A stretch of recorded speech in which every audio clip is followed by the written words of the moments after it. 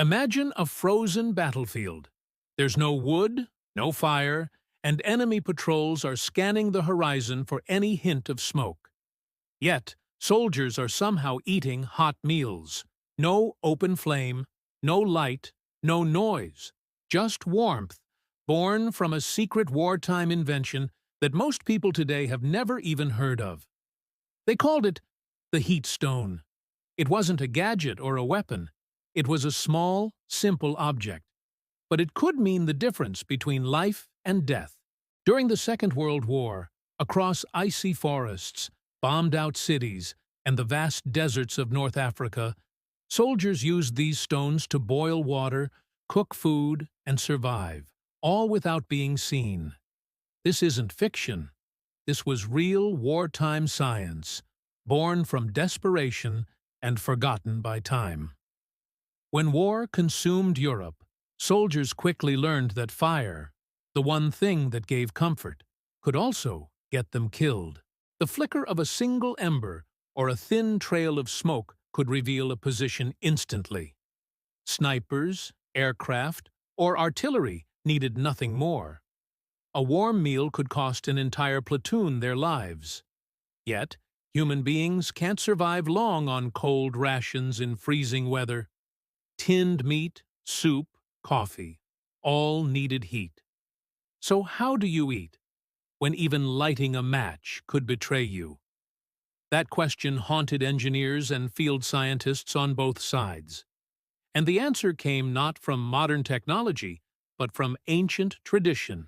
In rural Scandinavia, shepherds once used smooth soapstones heated in the morning to keep food warm all day. In Japan, families used small ceramic kabi stones to warm their rice quietly at night. And in old Europe, villagers used heated bricks wrapped in rags to keep babies warm during winter. The military realized something profound. If these stones could store heat, maybe they could save soldiers too. By the early 1940s, both Axis and Allied forces began experimenting with these heat stones.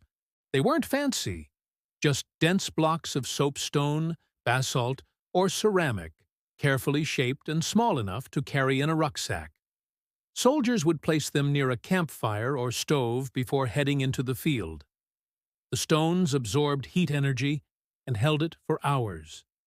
Later, when needed, that same stone could quietly release the heat to warm food, dry clothes, or even heat a shelter.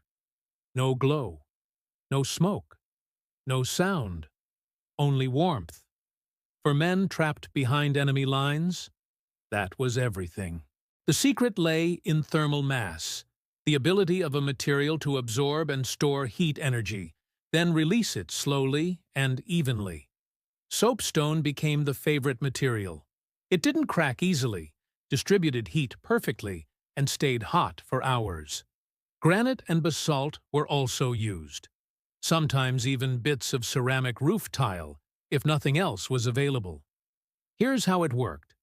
A soldier would heat the stone for about an hour near a fire or metal stove, then wrap it in thick cloth or wool. That insulation trapped the warmth. Hours later, maybe deep in the night or in enemy territory, the soldier would unwrap it, and the stone would still be hot enough to boil water or heat rations. Silent fire, invisible heat. British commandos in Norway used them during icy raids, keeping themselves warm in snow-covered bunkers. German patrols in the Ardennes used them to thaw frozen food, without the danger of smoke. In the Pacific, Japanese soldiers carried ceramic heat stones wrapped in bamboo cloth to reheat rice quietly inside trenches. Even prisoners of war learned to improvise. At Stalag Luft camps, captured airmen made their own heat stones from baked clay and soot-hardened bricks, secretly heated with candle flames. Those small blocks stayed warm for hours, long enough to heat tea or soup long after lights out. A single warm sip of coffee, in the middle of captivity. That meant hope. The brilliance of the WWII Heat Stone was its simplicity. It needed no fuel beyond its initial heating. no maintenance. And in the field, silence was survival. Soldiers found countless uses for it. Warming wet boots or socks overnight, heating tins of soup without a sound, drying ammunition that got soaked in snow, even slipping one inside a jacket to prevent frostbite on patrol. In a world where every spark could reveal your position, a glowing ember could kill you, but a hot stone could keep you alive. Building a heat stone setup isn't just wartime lore. It still works today. Here's how soldiers did it, and how you can too. Start with a dense, non-porous stone, like soapstone, basalt, or granite. Never use river stones. They can contain moisture and explode when heated. Heat your stone slowly near a fire or stove for about 45 minutes to an hour. Then, using metal tongs, remove it carefully and wrap it in multiple layers of cloth, wool, or leather. This prevents burns and keeps the heat in.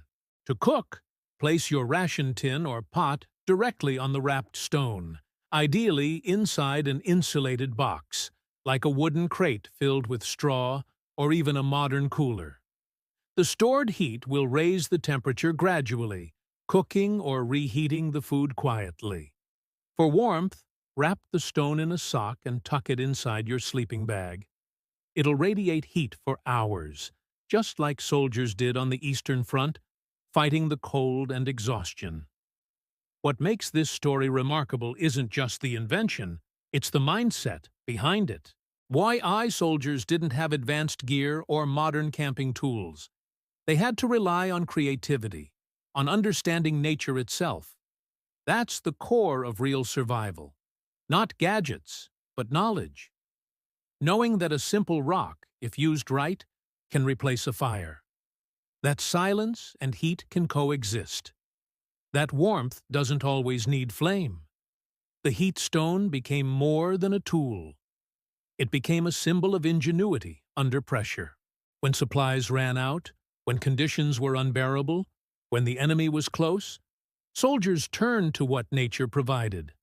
These stones didn't just warm their hands, they warmed their spirits. They were a quiet reminder that survival is never about strength. It's about adaptation. What's fascinating is that this same principle is used in modern design, even in our homes today. Soapstone stoves, radiant heating bricks, and thermal storage systems all rely on the same science used by World War II soldiers in the field. A well-heated stone can retain warmth for up to 12 hours, enough to cook, heat water, or maintain a livable temperature in small shelters. Survivalists and off-grid builders are rediscovering this trick. During blackouts, power outages, or camping trips, heat stones are a silent, smoke-free solution for cooking and warmth. They don't just connect us to history. They remind us that progress often starts with the simplest ideas. It's strange how something that once saved lives could vanish from memory. The heat stone never made it into the history books. No medals were awarded for it. But in the diaries of soldiers and POWs, it appears again and again, as a quiet hero of survival. Because sometimes, the most powerful inventions are not the loudest. They're the ones that whisper through time, like a small glowing stone in the cold night of war.